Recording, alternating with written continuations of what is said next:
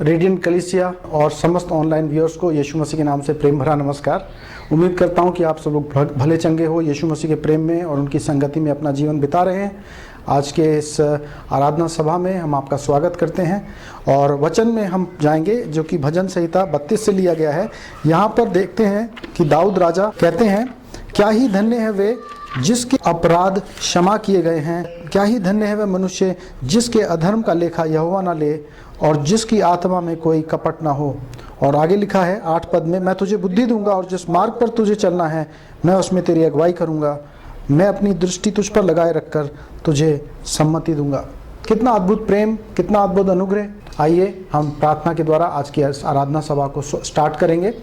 पवित्र पवित्र पवित्र सेनाओं के यहोवा, एक बार फिर से आपको धन्यवाद की भेंटें लाते हैं प्रभु, आपको स्तुति महिमा करते हैं उस प्रेम के लिए जिस प्रेम में आपने हम सबको भला और चंगा रखा और एक बार फिर मौका दिया कि हम इस ऑनलाइन वर्शिप सर्विस के थ्रू माध्यम से आपके सम्मुख आएँ और अपने धन्यवाद की भेंटों को आपके सम्मुख चढ़ा सकें। परमेश्वर, हम प्रार्थना करते हैं कि हमारी इस प्रकार से आराधना करना आपको भाए, हम आत्मा और सच्चाई में होकर के आपकी स्तुति और महिमा कर सकें। आपके वचनों से हमें भरिए, अपने आत्मा के द्वारा हमें चलाइए। हम आज के तमाम आराधना की गतिविधियों को, कार्यक्रम को आपके सर्वशक्तिशाली हाथों में रखते हुए इस प्रार्थना को प्रभु यीशु मसीह के नाम से मांगते हैं। आमीन, आमीन, आमीन।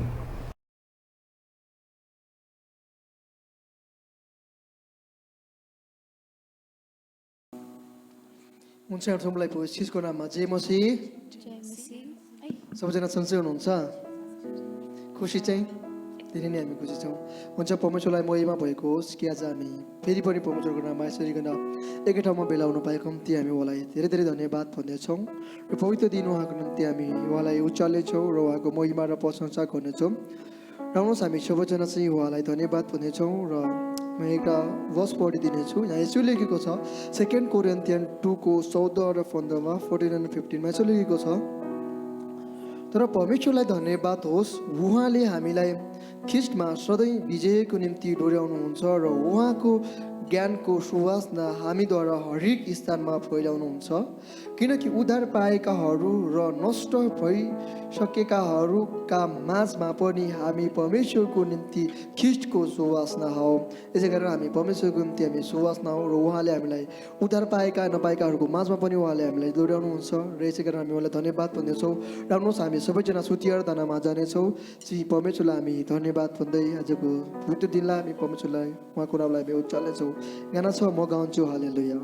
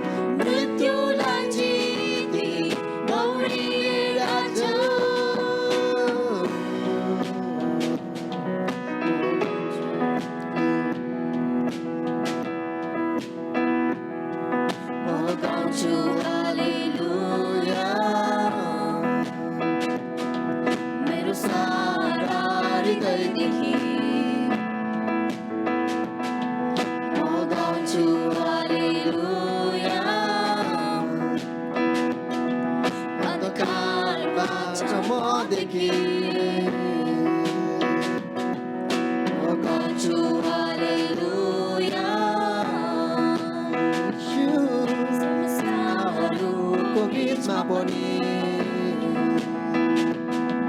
म गाउँछु हालेलुया मेरो जानको बन्धनलाई तोडी गाउनेछु म आँधीहरूको बिचमा गर्जनेछु जगको प्रशंसामा जाग्नेछ आशा खरानीबाट मृत्युलाई जित्ने हालेलुया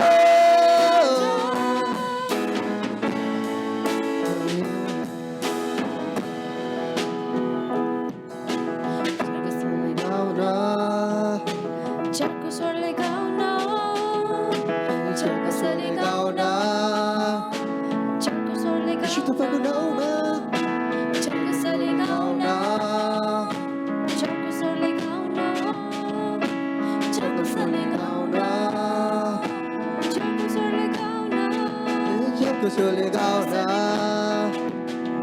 मेरो शत्रुहरूको अघि जागो स्वरले गाउन मेरो अविश्वासी भन्दा बढी जागो स्वरले गाउन मेरो ठुलो हतियार हो जागो स्वरले गाउन मेरो लडाइँ स्वर्गले लड्छ नि जागो स्वरले गाउन मेरो शत्रुहरूको अघि जागो स्वरले गाउन मेरो अविश्वासी भन्दा बढी जागो स्वरले गाउन मेरो ठुलो हतियार हो नि जागो स्वरले गाउन मेरो लडाइँ स्वर्गले लड्छ नि छु म आँधीहरूको बिचमा गर्जनेछु जगको प्रशंसामा जाग्नेछ आशा खरानीबाट यीशु तपाईँमा हालेलुया यीशु तपाईँको नाममा म पकाउँछु बिचमा मैले आँखाबाट प्रशंसाको मासबाट पवित्र आत्मा तपाईँलाई छुनु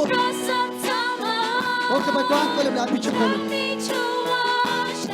यीशु तपाईँको आत्माले मलाई चलाउनुहोस् म पूर्ण आत्मा गर्छु तपाईँ आउनु मासमा मलाई स्वागत गर्छौँ पृथ्वीको राजा जीवनदाता परमेश्वर तपाईँ जीवित हुनुहुन्छ महान तपाईँ योग्य र पवित्र हुनुहुन्छ परमेश्वरमा जीवन अनि आशा अनि भरोसा छ त्यसमा हरेक शक्ति अनि सामर्थ्य तपाईँमा छ ऊ तपाईँ बाहेक अरू कसैमा छ त्यो शक्ति अनि त्यो शान्ति सिधै तपाईँ जीवित हो यसमा मात्र त्यो शक्ति त्यो शान्ति छ कि प्रभु म उचाल्छु हामी तपाईँको नाउँलाई तपाईँ रातनाको योग्य हुनुहुन्छ कि हामी तपाईँलाई उचाल्दछौँ हाम्रो जीवन अनि हाम्रो हृदयदेखि प्रभु तपाईँ हाम्रो माझमा तपाईँले राज खोल्नुहोस् तपाईँमा धन्यवाद प्रभु तपाईँलाई तपाईँ महान अनि पवित्र हुनुहुन्छ तपाईँ परमेश्वरले हामी प्रत्येकमा राज गर्नुहोस् तपाईँको प्रत्येकजना छोराछोरीको जीवनमा तपाईँको पवित्र आत्माले अभिषेक गर्नुहोस् अनि म तपाईँमा प्रार्थना गर्दछु प्रभु तपाईँ आउनुहोस् र हामीले तपाईँले बोलाउनुहोस् प्रभु तपाईँ महान र तपाईँ असल हुनुहुन्छ म गाउँछु हालेलुया परमेश्वरलाई धन्यवाद प्रभु तपाईँलाई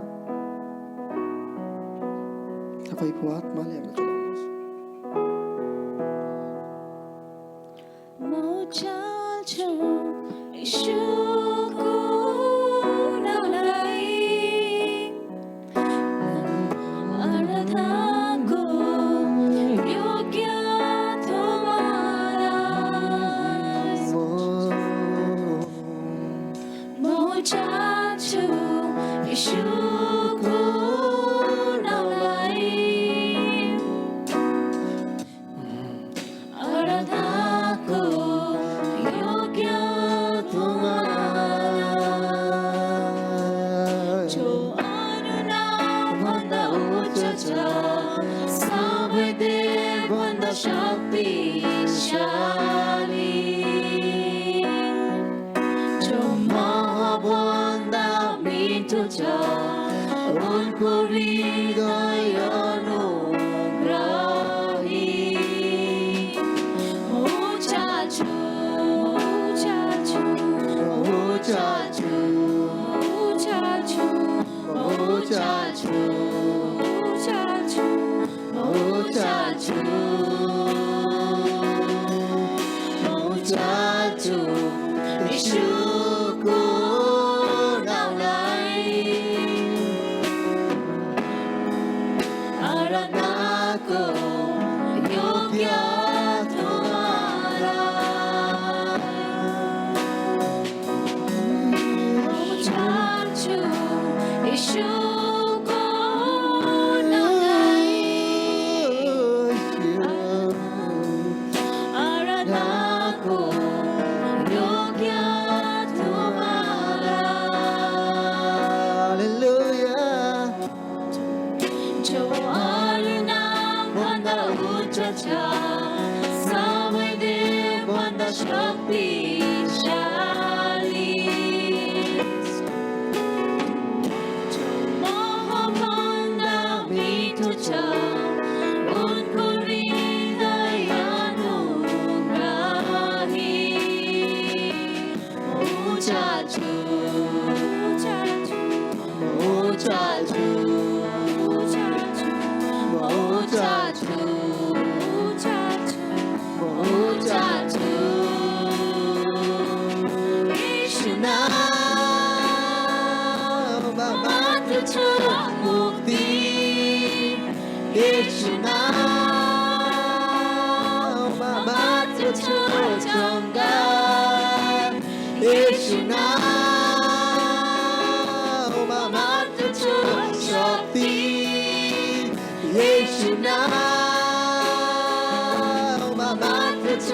शांति येशू नाम मात्र छु विजय येशू नाम मात्र छु मुक्ति येशू नाम मात्र छु संगार येशू नाम मात्र छु शक्ति येशू नाम मात्र छु शांति येशू नाम मात्र छु विजय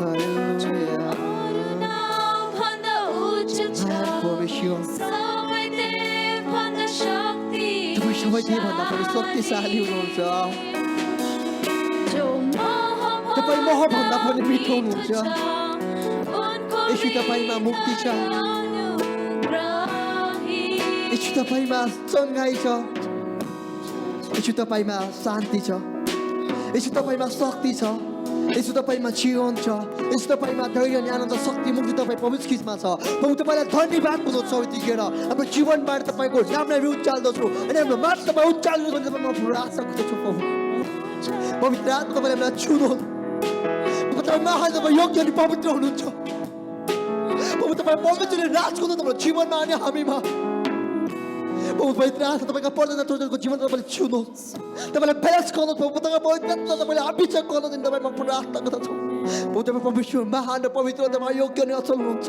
हाम्रो सृष्टिकर्ता अनि जीवनदाता परमेश्वर तपाईँ हुनुहुन्छ बाबा तपाईँ परमेश्वरले आफ्नो शक्ति र आफ्नो सामर्थ्य मात्र तपाईँले देखाउनुहोस् तपाईँको वचनले यही भनेको छ धन धारका ती भोकाउनु तिर्खाउनु तिमीहरू तृप्त हुनेछौ मलाई फुकाएर म तिमीलाई जवाब दिनेछु तिमीहरूले नजानेका गजर गुप्त कुरा म तिमीलाई सिकाउने छु हामीले नजानेका नबुझेका नदेखेका तपाईँ सिकाउने र बुझाउने परमेश्वर पिता हुनुहुन्छ पवित्र आत्मा तपाईँले हामीलाई अभिषेक गर्नुहोस् पवित्र आत्मा तपाईँले हामीलाई चलाउनुहोस् तपाईँको अभिषेकमा तपाईँले हामीलाई अगाडि बढाउनुहोस् हालेलुया हालेलुया हालेलुया प्रभु तपाईँलाई महिमा होस् तपाईँलाई महिमा होस् तपाईँ उचालिनु स्वर्ग अनि सिंहासनमा तपाईँ स्वर्ग र पृथ्वीको राजा तपाईँलाई धन्यवाद हुँदछौँ Thank you, Jesus. Thank you, Jesus. Thank you, Jesus.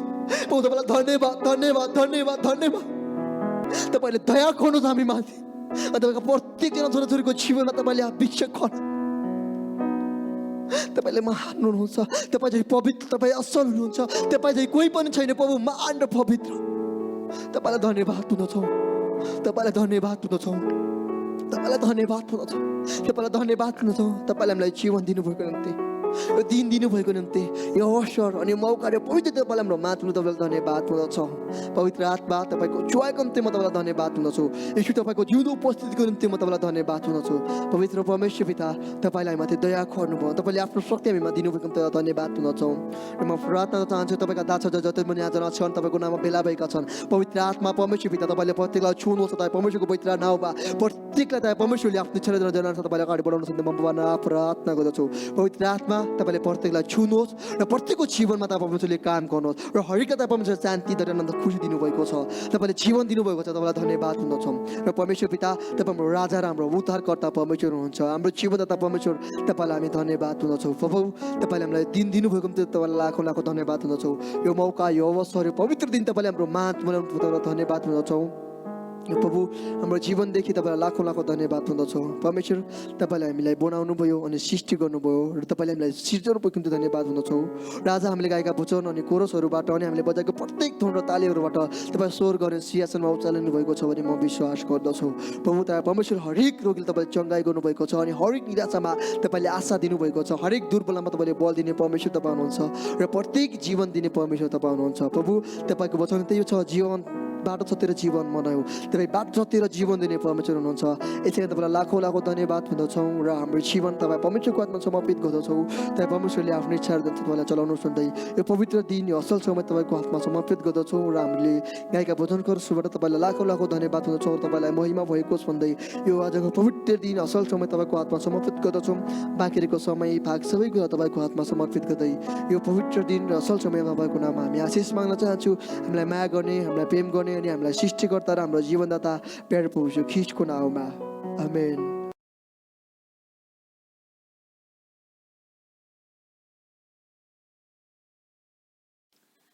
जय मसीह सबैलाई।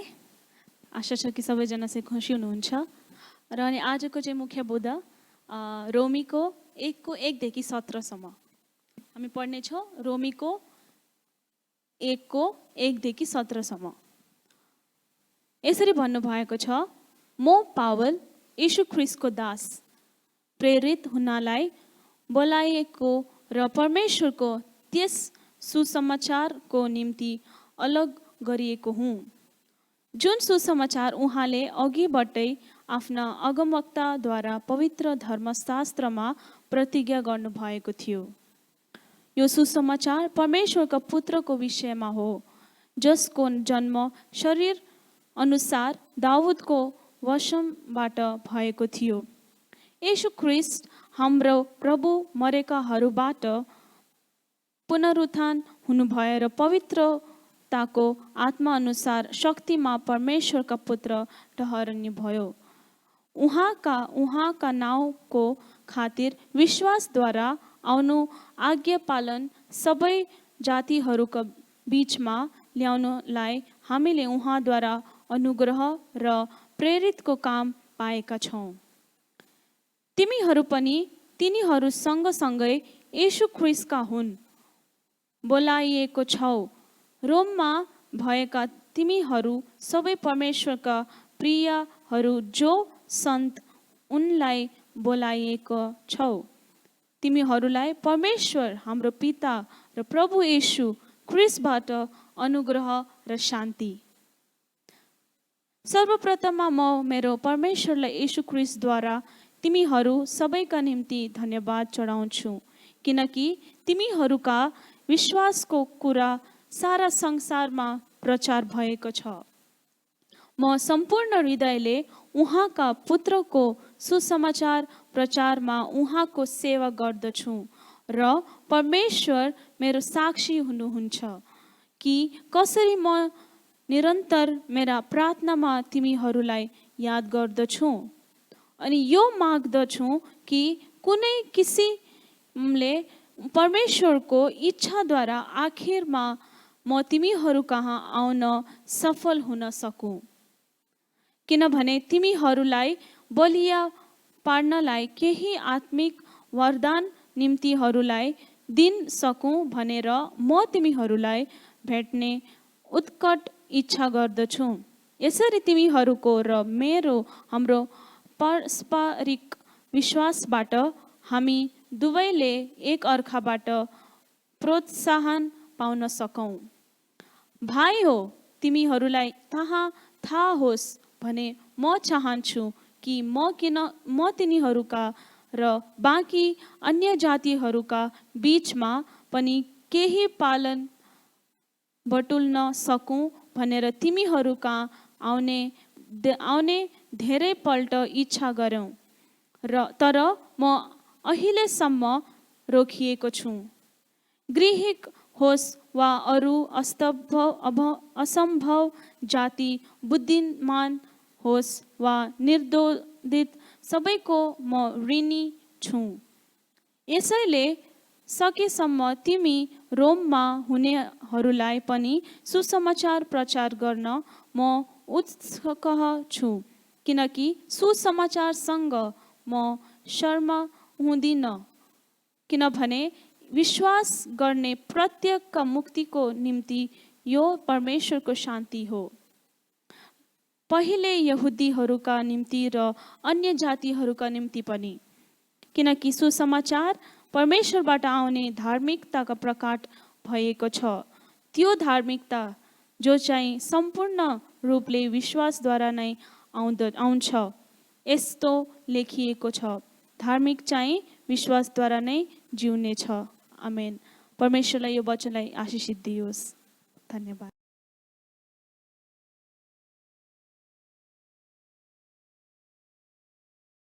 Hallelujah, hallelujah. उम्मीद करता हूँ कि आप सब लोग खुश हैं और आप सब लोग एक्साइटेड हैं कि हम आज एक बार फिर से आज का इस दिन देख सकते हैं। ये पुनरुत्थान का एक दिन है और आज के दिन में हम मिल करके परमेश्वर की आराधना कर सकते हैं, परमेश्वर के वचन में जा सकते हैं। और जब हम रोमियो की व्यक्तिगत रूप से हम पुस्तक की बात करें तो ये संत पौलुस के द्वारा लिखी गई एक पत्री है जो कि रोम में रहने वाले विश्वासियों के लिए लिखी गई थी। और इस पत्री के द्वारा हम प्रभु यीशु मसीह में परमेश्वर की उद्धार की योजना का विस्तृत वर्णन पाते हैं। इसमें हम जान सकते हैं कि परमेश्वर ने किस प्रकार से अपने अनुग्रह को प्रकट किया और किस प्रकार से समस्त मानव जाति के लिए उद्धार का, पापों की क्षमा का, अनंत जीवन पाने का एक मार्ग खोला। रोमियो उसका 1 अध्याय उसका पहला पद से 17 पद तक जो है आज का भाग हमने अपने संदेश के लिए लिया है। आज का जो संदेश है उसको हम एंटाइटल किया है transformative power of the gospel, यानी कि सुसमाचार की परिवर्तन कर देने वाली सामर्थ्य। और इसको 3 भाग में देखेंगे। पहला है नेचर ऑफ द गॉस्पेल या फिर सुसमाचार की प्रकृति, और दूसरा है नेसेसिटी ऑफ द गॉस्पेल, सुसमाचार की आवश्यकता, और तीसरा है new life purpose in the gospel, सुसमाचार में नए जीवन का उद्देश्य। और पहले विचार को हम जाएंगे कि नेचर ऑफ द गॉस्पेल। सुसमाचार क्या है? एक पहली शताब्दी में ग्रीको रोमन जो साम्राज्य था उसमें सुसमाचार एक पॉलिटिकल टर्म था। और जब एक नया सीजर या नया राजा नई राजगद्दी पे राजकाज को संभालने आता था, तब एक नया ऐलान किया जाता था, नया घोषणा किया जाता था कि एक नया राजा आया है, और उसको सुसमाचार कहा जाता था, उसको गॉस्पेल कहा जाता था। क्योंकि लोगों की एक नई उम्मीद जागती थी कि एक नया राजा आया है, तो अब ये नया राजा एक न्याय लाएगा। इस प्रकार की घोषणा करते थे और उस घोषणा को सुसमाचार कहा जाता था। और इसीलिए जब बाइबल में सुसमाचार का हम जिक्र देखते हैं तो इसको कई बार रोमी जो सरकार थी उसने उस चीज़ को थोड़ा एक ऋणात्मक, एक भय के रूप में देखा, क्योंकि उन्होंने सोचा कि सुसमाचार तो हम लाने वाले हैं, तो ये यीशु कौन है जो सुसमाचार लाता है।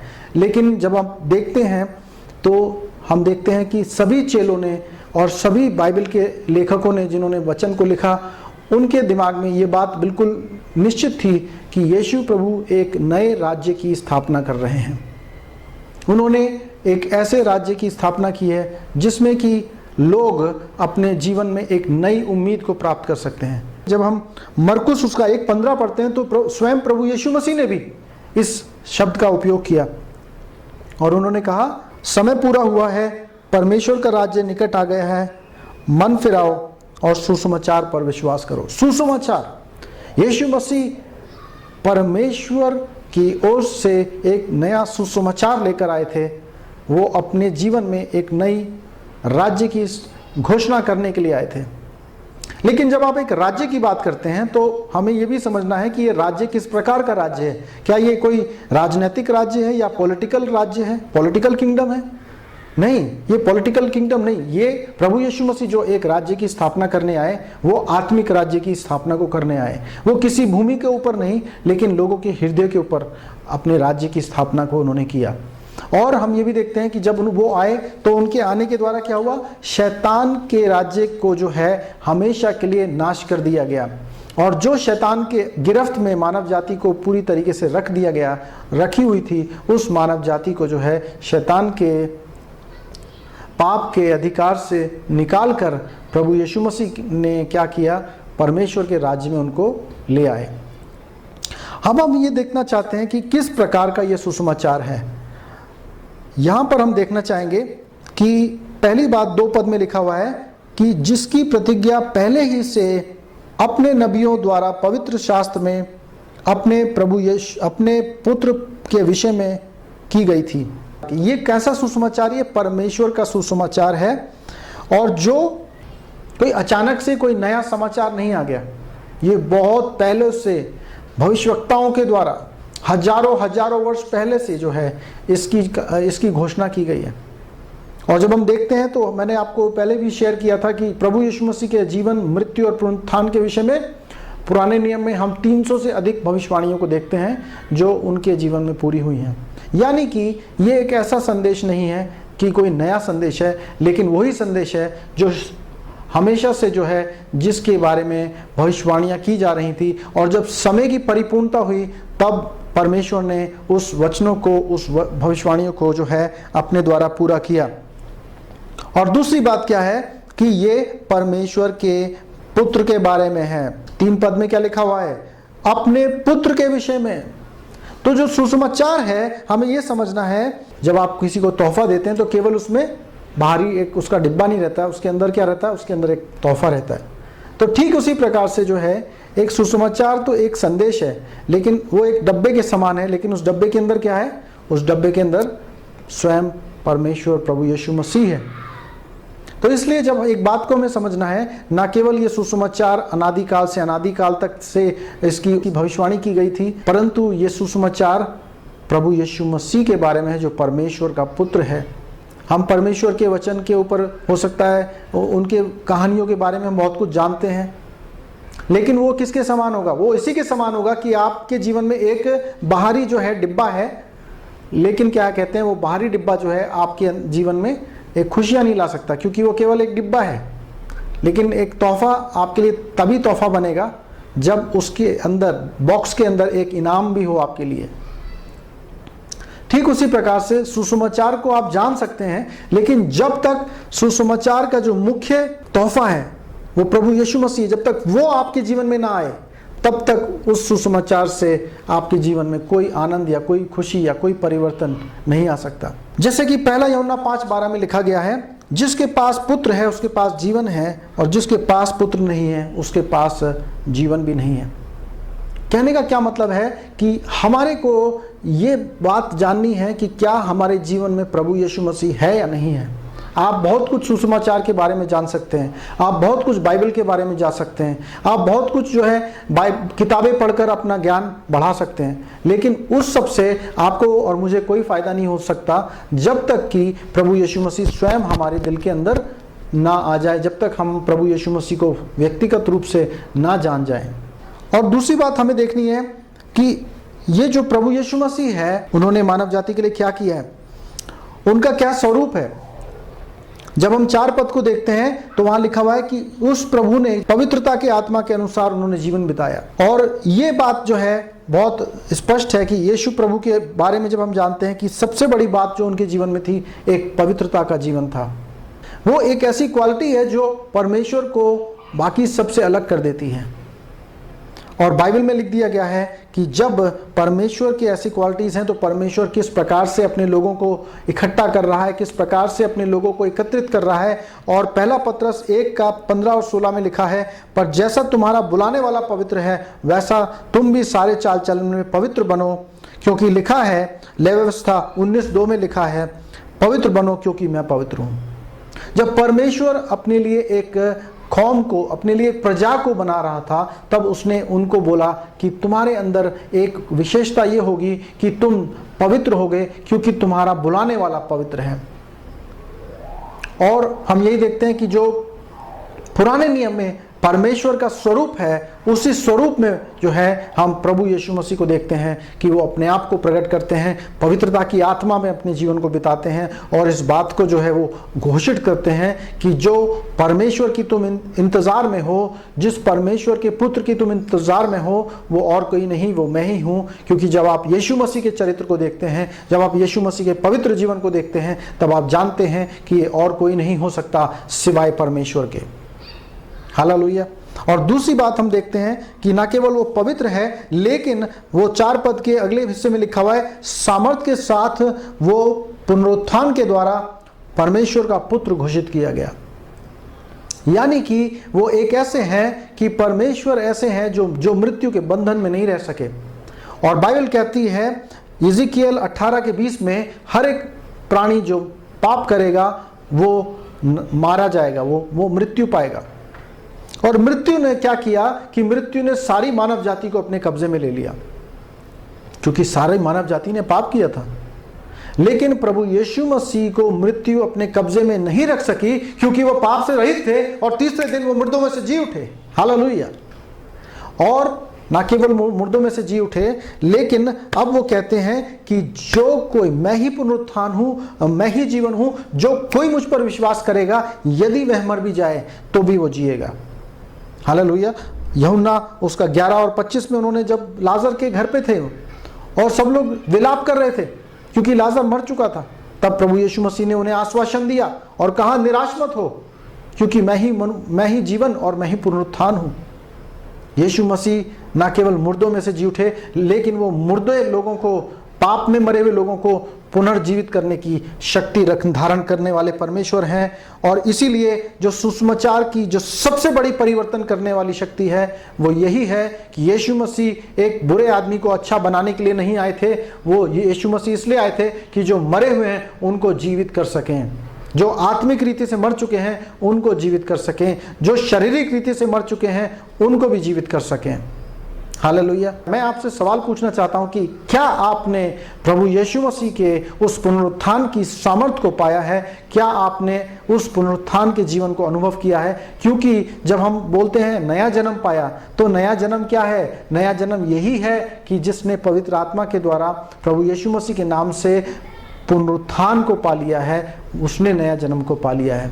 हम तीसरी बात देखते हैं कि 5वें पद में कि जिसके द्वारा, अर्थात यीशु के द्वारा हमने अनुग्रह पाया है। अनुग्रह पाया है, इतनी बड़ी बात है कि जो मूसा की व्यवस्था के अनुसार लिखा गया है कि जो पाप करेगा वह मारा जाएगा, और हम देखते हैं कि व्यवस्था के अनुसार एक भी नहीं जो धर्मी ठहरे, लेकिन जो प्रभु यीशु मसीह में हैं, जैसा कि हमने भजन संहिता 32 का 1 में पढ़ा कि प्रभु यीशु मसीह ने हम पर इस प्रकार से कृपा करी है कि हमारे अधिक पापों को क्या कर दिया गया है? क्षमा किया गया है, हम पर अनुग्रह किया गया है, हमारे पापों की सजा को यीशु मसीह ने अपने ऊपर ले लिया है। और उसके बाद हम वहीं पे नहीं, लेकिन हम आगे देखते हैं 5 पद में लिखा हुआ है कि हमें क्या किया गया है? यीशु मसीह के नाम से बुलाया गया है कि हम उनके उस सुसमाचार को हम संसार तक पहुंचाए। हमें प्रेरिताई की सेवकाई सौंपी गई। पौलुस प्रेरित कहते हैं ये किस प्रकार की सेवकाई है? जैसे कि हमने पहले देखा था कि परमेश्वर इस पूरे जगत को जो है वो यीशु प्रभु के द्वारा जगत से मेल मिलाप कर रहे हैं। जब आप 2 कुरिन्थियों उसका 5:18 पढ़ेंगे तो वहां पर सफाई से पाएंगे कि परमेश्वर कहते हैं कि उन्होंने सारे संसार को यीशु प्रभु के द्वारा अपने साथ मेल मिलाप करने के लिए उनको इस संसार में भेजा। और यही जो है, ये संदेश को जो है कलीसिया को दे दिया गया है। और पौलुस कहता है कि हम परमेश्वर के राजदूत हैं, ताकि हम परमेश्वर के इस मेल मिलाप के संदेश को जगत के कोने कोने तक पहुंचा दें। और जब मत्ती उसका 28 अध्याय पढ़ते हैं, उसके 18 से 20 पद में पढ़ते हैं, तो वहां लिखा हुआ है कि इसलिए प्रभु कहते हैं, इसलिए जाओ और जगत के लोगों को मेरा चेला बनाओ। और उन्हें पिता पुत्र के पवित्र आत्मा के नाम से बपतिस्मा दो और उन्हें वे सब बातें मानना सिखाओ जो मैंने तुम्हें सिखाई हैं। कभी कभी हम सोचते हैं कि ये जिम्मेदारी केवल पास्टर्स की या इवेंजलिस्ट्स की है या जो प्रभु की सेवक है उनकी है, लेकिन बाइबल में ये जो आज्ञा दी गई है ये सभी चेलों को दी गई है। तो ये आपकी हर एक जो प्रभु यीशु मसीह के अपने आप को चेला कहलाते हैं उन सब के लिए ये उत्तरदायित्व है कि हम प्रभु यीशु मसीह के उस मेल मिलाप के संदेश को जो है हम दुनिया के कोने कोने तक पहुंचा सकें। और इसमें जो 5वीं बात है वो ये है, यहाँ 6ठे पद में लिखा, हम यीशु मसीह के बुलाए हुओं में से हों। हम बुलाए गए हैं, हम अब बिलोंग करते हैं, हम अब यीशु मसीह की संगति में इतने नज़दीकता में आ गए हैं कि हम उनके साथ बन गए हैं, हम उनके एक गहरे रिश्ते में आ गए हैं। हो सकता था कि प्रभु हमें कहते कि चलो हमने तुम्हें माफ़ कर दिया, लेकिन अभी क्या करोगे, अभी तुम एक जगह दूर रहोगे और हमसे कोई उसमें तुम्हारा कोई वास्ता नहीं रहेगा। लेकिन प्रभु ने ऐसा नहीं किया। प्रभु ने न केवल हमें पाप के जाल से, पाप के बंधनों से छुड़ाया, लेकिन प्रभु यीशु मसीह ने अपने आप की संगति में हमें जोड़ा है, अपनी फेलोशिप में जोड़ा है, ताकि हम मसीह यीशु में जो है बिलोंग कर सकें, यीशु मसीह के कहला सकें। हम देखते हैं कि बहुत सारी चीज़ें हैं जो इस संसार में हमारी पहचान निर्धारित करती हैं। आप कौन से देश के हैं, आप कौन से जाति से हैं, आपका खाल का रंग कैसा है, आप कौन से धर्म के पालन करने वाले हैं, आप कौन सी जाति के हैं, ये सारी चीज़ें क्या हैं, ये हमारे को निर्धारित करती हैं। लेकिन मैं आपको बताना चाहता हूँ ये सारी चीज़ें उस दिन ख़त्म हो जाएंगी जिस दिन आपका संसार जीवन ख़त्म हो जाएगा। लेकिन एक ऐसी पहचान है जो आपके साथ हमेशा बनी रहेगी। आपकी वो पहचान ये है कि आप यीशु के नाम से चुने गए हैं, यीशु के लहू से शुद्ध किए गए हैं, यीशु के लहू से खरीदे गए हैं और आप परमेश्वर के प्रजा हैं। और ना केवल परमेश्वर की प्रजा है, लेकिन जब हम इफिसियों 1:5 पढ़ते हैं तो वहां पर लिखा हुआ है, और परमेश्वर ने अपनी इच्छा की सुमति के अनुसार हमें अपने लिए पहले से ठहराया कि यीशु मसीह के द्वारा हम उसके लेपालक पुत्र हो जाएं। हमें अडॉप्ट कर लिया गया है, और हमें अडॉप्ट ही नहीं किया गया, लेकिन अडॉप्ट करके हमें लेपालकपन के द्वारा हमें पुत्र बना लिया गया है। हालेलुया। अभी आप कौन हैं? आप परमेश्वर की संतान हैं, आप परमेश्वर के बेटे और बेटियां हैं। मैं परमेश्वर का बेटा हूं, ये मेरी पहचान है। हालेलुया। इससे बड़ी और क्या पहचान हो सकती है जो इस संसार में भी और इस संसार के बाद भी हमारे साथ बनी रहती है। और इस बात को जानना जरूरी है, क्योंकि जो हमारी आइडेंटिटी होती है वो ही हमारे बिहेवियर को अफेक्ट करती है। हम लोग कई बार लोगों को बताना चाहते हैं बहुत सी चीज़ें, आप ऐसा करिए, आप ये करिए, आप अच्छा काम करिए, लेकिन फिर भी हम देखते हैं कि कोई स्थायी परिवर्तन नहीं आता है। उसका कारण क्या है कि जब तक आपको और मुझे अपनी पहचान, अपनी बेसिक आइडेंटिटी के बारे में मुझे पता नहीं है, तब तक क्या होगा, हमारे अंदर परिवर्तन जो है, हमारे स्वभाव में, हमारे चाल चलन में परिवर्तन आना बहुत ही एक मुश्किल चीज़ है।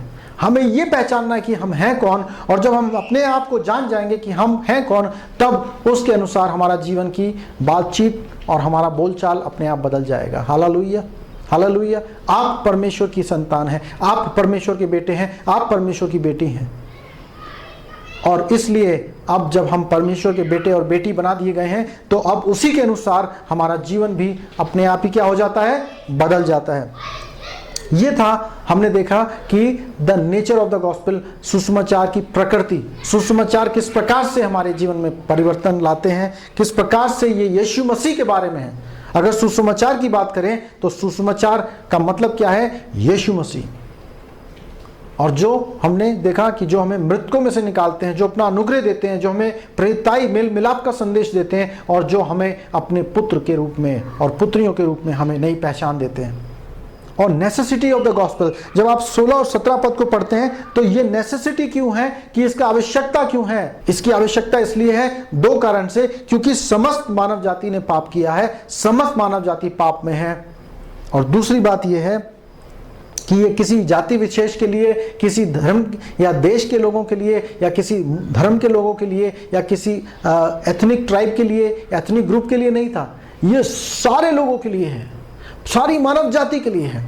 इसीलिए इसकी जो है नितांत जरूरी है कि हर एक प्राणी सुसमाचार को सुने और इस सुसमाचार के द्वारा अपने पापों से क्षमा प्राप्त करे और परमेश्वर के राज्य में जोड़ा जाए।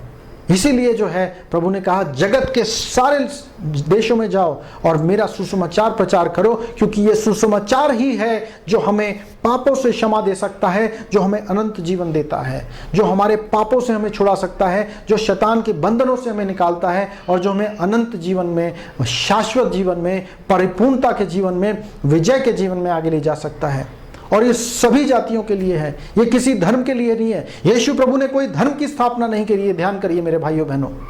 यीशु प्रभु ने पापों की क्षमा का संदेश लेकर के आए। यीशु मसीह ने किसी धर्म के लोगों को बचाने के लिए नहीं आए, यीशु मसीह सारी मानव जाति को बचाने के लिए आए। मैं आपसे पूछना चाहता हूं कि क्या आपने प्रभु यीशु मसीह के द्वारा उस अनंत जीवन को, उस उद्धार के जीवन को पाया है? यदि नहीं पाया तो आज आपके लिए मौका है कि यीशु प्रभु को आप विश्वास करें और यीशु प्रभु के जीवन को अपने जीवन में ले लें और यीशु प्रभु को लिए अपना हृदय का द्वार खोल सकें, ताकि यीशु प्रभु आपके जीवन के स्वामी बने और आपके जीवन में प्रभु यीशु मसीह का जीवन आ जाए। और जब प्रभु यीशु मसीह का जीवन आ जाएगा तब आप शाश्वत जीवन, अनंत का जीवन पा जाएंगे।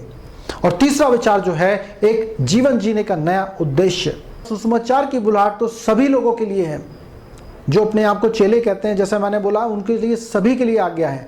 लेकिन उसके अतिरिक्त जब हम प्रभु यीशु मसीह को जानते हैं तब हमारे एक जीवन की नए व्यक्तिगत जीवन के पर्पस को और उद्देश्य को भी पाते हैं, क्योंकि केवल सृष्टिकर्ता ही है जो जानते हैं कि उसने आपको और मुझे क्यों बनाया है।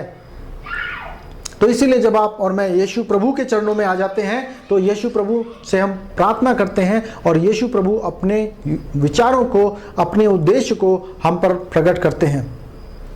लेकिन यीशु प्रभु के जो है उन योजनाओं को जानना और उनको पूरा करना एक इतना आसान काम नहीं है। इसके लिए हमें क्या करना पड़ेगा? हमें अपने आप को तैयार करना पड़ेगा। जब आप पहली पद में देखते हैं तो पौलुस अपने आप को बोलते हैं परमेश्वर के दास, मसीह के दास, प्रेरित होने के लिए बुलाए। पौलुस अपने को प्रभु यीशु मसीह के एक दास के, जो एक गुलाम के रूप में प्रकट करते हैं। और जब आप ग्रेको रोमन उस संसार की बात करेंगे, उस संदर्भ की बात करेंगे जहां पर पहली शताब्दी में पौलुस ने अपना जीवन बिताया, वहां पर जो है एक गुलामों को खरीदने और बेचने का एक परंपरा थी। और वहां पर जिस गुलाम को कोई व्यक्ति खरीद लेता था, उसके पास उस गुलाम के लिए, उस दास के लिए सारे अधिकार उसके हाथों में होते थे। वो कुछ भी कर सकता था उस गुलाम का। और जब प्रभु यीशु मसीह का दास पौलुस प्रेरित अपने आप के लिए उस शीर्षक को, उस टाइटल को यूज करता है, तो दूसरे शब्दों में ये कहता है कि अब मेरे जीवन का सारा अधिकार मैंने प्रभु यीशु मसीह के हाथों में सौंप दिया है। और प्रभु यीशु मसीह के वचनों को जो है हम इस वचनों के साथ हम सुन सकते हैं, क्योंकि वो दोनों एक दूसरे के समांतर आ जाते हैं। और जब आप यूहन्ना लूका उसका 14-26 को पढ़ते हैं, तब यहाँ पर लिख दिया गया प्रभु यीशु मसीह ने ये चेले बनने की जो कंडीशंस हैं, चेले यीशु मसीह का अनुयायी बनने की जो शर्तें हैं, उसको बताते हुए बोला कि यदि कोई मेरे पास आए और अपने पिता और माता और पत्नी और लड़के बालों और भाइयों और बहनों वरन अपने आप को, अपने प्राण को भी प्रिय ना जाने, तो वो मेरा चेला नहीं हो सकता। और जो कोई अपना क्रूस ना उठाए वो मेरे पीछे नहीं आ पाएगा और मेरा चेला नहीं हो सकता है। ध्यान देने वाली बात यह है, और ये बात आपको और मुझे समझनी है कि उद्धार पाने के लिए, पापों की क्षमा पाने के लिए आपने और मैंने कोई कीमत नहीं चुकाई, क्योंकि हमारे पापों की कीमत प्रभु यीशु मसीह ने कलवरी क्रूस पर उठाई है, चुकाई है अपनी मृत्यु के द्वारा। लेकिन जब चेलेपन की बात आती है, जब आज्ञा पालन की बात आती है, उसमें हमें क्या करना है? उसमें हमें कीमत चुकानी पड़ेगी। जब तक हम अपने आप का इनकार ना करें और प्रभु यीशु मसीह को अपने से आगे ना करें, तब तक हम यीशु मसीह के योजनाओं को पूरा कर नहीं पाएंगे, तब तक हम यीशु मसीह के चेलेपन के जीवन में आगे नहीं बढ़ पाएंगे। मैं आपसे सवाल करना चाहता हूं कि हो सकता है कि आपने यीशु प्रभु के द्वारा उद्धार के जीवन को अनुभव किया है, लेकिन सवाल यह है कि क्या आप उस बुलाहट को जाने हैं? क्या आप अपने उस जीवन के विशेष उद्देश्य को पहचाने हैं जिसके लिए परमेश्वर ने आपको इस संसार में जीवित रखा है? और क्या आप उस उद्देश्य को जान गए हैं? तो क्या आप उद्देश्य को पूरा कर रहे हैं? क्या आप प्रभु यीशु मसीह के साथ क्रूस उठाकर अपना जीवन चला रहे हैं? क्या आप अपने आप से आगे प्रभु यीशु मसीह को पहले रखते हैं? क्या अपने जीवन में पहली प्राथमिकता आप प्रभु यीशु मसीह को देते हैं? यदि ऐसा नहीं है तो हम प्रभु यीशु मसीह के एक सामर्थी चेले नहीं बन पाएंगे और हम प्रभु यीशु मसीह के उस योजनाओं को नहीं पूरा कर पाएंगे जिसके लिए हमें संसार में बनाया गया है। तो आज के संदेश में हमने क्या चीज़ों को देखा? हमने देखा nature of the gospel. Nature क्या है? प्रकृति क्या है? यीशु मसीह जो है वो सुसमाचार की सामर्थ है। यीशु मसीह ही सुसमाचार है। जिसके पास पुत्र है उसके पास जीवन है, जिसके पास पुत्र नहीं है उसके पास सुसमाचार के कितने भी ज्ञान हो, वो कितना बड़ा वक्ता हो, वो कितना बड़ी किताबें पढ़ के कितना बड़ा ज्ञान हासिल कर लिया हो, उसके अंदर जीवन हो नहीं सकता है। क्योंकि जिसके पास प्रभु है, जिसके पास यीशु है, उसके पास जीवन है। जिसके पास यीशु नहीं है उसके पास जीवन भी नहीं है। ये सुसमाचार की प्रकृति है। सुसमाचार की प्रकृति ये है कि जो आत्मिक रीति से मरे हैं उनको यीशु मसीह के नाम से आत्मिक रीति से जिला दिया गया है। और यीशु मसीह ने बोल दिया है पुनरुत्थान और जीवन मैं ही हूँ। सुसमाचार की सामर्थ्य ये है कि सुसमाचार के द्वारा हम परमेश्वर के साथ मेल मिलाप करा दिया गया है और हमसे वो अद्भुत प्रेम करते हैं, अपनी प्रेम की निगाहें हम पर लगाए रखते हैं और हमें अगुवाई देने वाले परमेश्वर हैं। और सुसमाचार की सामर्थ्य है कि जो हर एक पापी के लिए है, क्योंकि यीशु मसीह सारे जगत के पापियों के लिए आया। वो उन्होंने किसी धर्म की स्थापना नहीं करी, लेकिन वो सारे जगत के लिए आ गए ताकि हर एक जो यीशु प्रभु का नाम ले, यीशु प्रभु को पुकारे, वो प्रभु के द्वारा क्या हो जाए? माफ कर दिया जाए, बचा लिया जाए, उसको अनंत जीवन का अनुभव दिया जाए, उसके अंदर पवित्र आत्मा का सामर्थ्य आए, उसके अंदर पुनरुत्थान का जीवन आ जाए। हालेलुया। और एक चेलेपन के जीवन का एक बुलाहट है। जो सुसमाचार का जो परिवर्तन की सामर्थ्य है वो चेलेपन के जीवन में ले जाती है। और जो चेलेपन का जीवन है उसके लिए हमें क्रूस उठाकर यीशु के पीछे हो लेना है। और जब हम ऐसे जीवन में आगे बढ़ेंगे तो प्रभु का वचन कहता है कि तुम जो हो मेरे गवाह हो जाओगे यरूशलेम, यहूदिया, सामरिया और पृथ्वी के कोने कोने तक। और तुम क्या हो जाओगे? तुम अपने उस योजना को, उस लक्ष्य को पाओगे जिस लक्ष्य के लिए मैंने तुम्हें संसार में जीवित रखा है।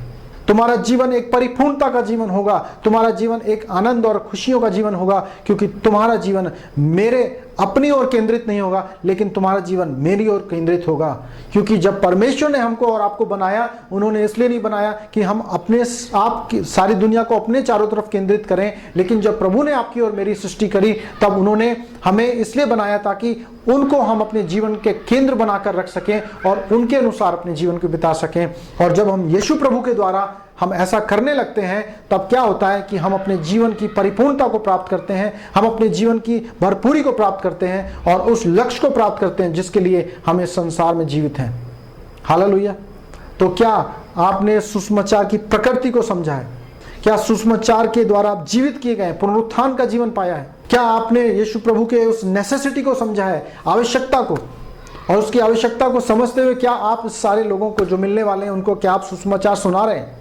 क्योंकि जो हर एक जो प्राणी है वो उसको, जो पापी है, हर एक पापी को दवाई की जरूरत है। और क्या इस संसार में कोई पापी नहीं है? नहीं, बाइबल कहती है सबने पाप किया है और परमेश्वर की महिमा से रहते हैं। और क्योंकि सभी पापी हैं इसीलिए सबको जो है प्रभु यीशु मसीह के सुसमाचार की आवश्यकता है।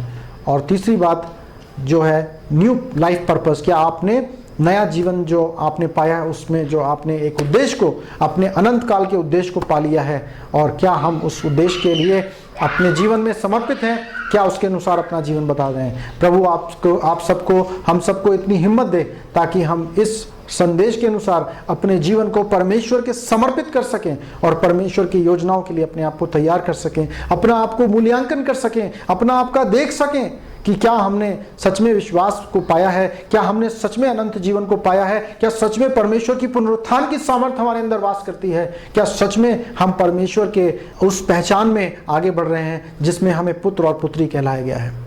क्या सच में हम यीशु मसीह के योजनाओं को पूरा करने के लिए, यीशु मसीह की बुलाहट को जान करके, यीशु प्रभु के उस अनंत योजना को जिसके लिए उसने हमें जीवित रखा है, क्या हम उनको पूरा करने में अपने जीवन को आगे बढ़ा रहे हैं? क्या यीशु मसीह को हम पहली प्राथमिकता दे रहे हैं या अपने आप को पहली प्राथमिकता दे रहे हैं? तो ये संदेश हमारे लिए चुनौती उत्पन्न कर सके, हमारे लिए मूल्यांकन का समय उत्पन्न कर सके और हम इसके आधार पर अपने आप को परमेश्वर के सम्मुख एक नए रूप से सौंप सकें और समर्पित कर सकें। आइए हम सब लोग प्रार्थना करें। पवित्र पिता, आपका धन्यवाद करते हैं कि आपने एक बार फिर से हमको ये मौका दिया कि हम आपके वचनों को द्वारा प्रभु जी चेतावनी पाएं, शिक्षा पाएं और अपने जीवनों को प्रभु जी आपके सम्मुख एक नए रूप से रख सकें। हर दिन प्रभु जी हमारे लिए एक आशीष का दिन बनाने वाले परमेश्वर, हम आपका धन्यवाद करते हैं और हम प्रार्थना करते हैं कि हमें अपनी पावर से भरिए, पुनरुत्थान की सामर्थ्य दे दीजिए और प्रभु जी आपकी योजनाओं को पूरा करने के लिए हमें प्रभु जी उस कीमत को जो चुकाना है प्रभु जी, अपने आप का इनकार करने का जीवन प्रभु जी, अपने क्रूस को उठाकर आपके पीछे प्रतिदिन चलने के लिए आप हमें शक्ति और सामर्थ्य दीजिए। और जो भी प्रभु जी शैतान की प्रभु जी योजना है, जो भी शैतान की युक्तियां हैं, वो हमारे जीवनों से नाश की जाएं। इस पूरे संसार में जो शैतान की युक्तियां हैं वो सब नाश किया जाए। परमेश्वर, हम सब कुछ आपके हाथों में रखते हैं और इस प्रार्थना को अपने उद्धारकर्ता प्रभु यीशु मसीह के नाम से मांगते हैं और यही प्रार्थना करते हैं कि प्रभु जी सभी परिवारों को आप अपनी संगति में बनाकर रखिए। सभी पूरी दुनिया के एक लोग, दुनिया के एक देशों पर आपकी कृपा की दृष्टि हो सके और सभी लोग प्रभु यीशु मसीह के नाम से उद्धार को प्राप्त करें। सभी लोग प्रभु यीशु मसीह को पुकार सकें और आपके अनंत जीवन को, अनंत आश्वासन को, आपकी अपने अनंत गंतव्य को प्राप्त कर सकें जिसके लिए आपने उन्हें संसार में जीवित रखा है। परमेश्वर, हम हर एक बीमारों को जो कोविड-19 के शिकारी में आ गए प्रभु जी, जो अस्पतालों में, उन सब के ऊपर आपकी चंगाई प्राप्त के लिए प्रार्थना करते हैं। हमारी इस प्रार्थना को सुनिए, क्योंकि इस प्रार्थना को उद्धारकर्ता प्रभु यीशु के नाम से मांगते हैं। आमीन, आमीन, आमीन। अब हमारे पिता परमेश्वर का प्रेम और प्रभु यीशु मसीह का अनुग्रह और पवित्र आत्मा की संगति और सहभागिता रेडिएंट कलीसिया के हर एक परिवारों के साथ और सभी विश्वासियों के साथ अब से लेकर अनंत काल तक होती रहे। आमीन, आमीन, आमीन। प्रभु आप सबको आशीष दे। जय मसीह की। प्रभु में बने रहिए और प्रभु के साथ अपना जीवन आगे बढ़ाइए। आमीन।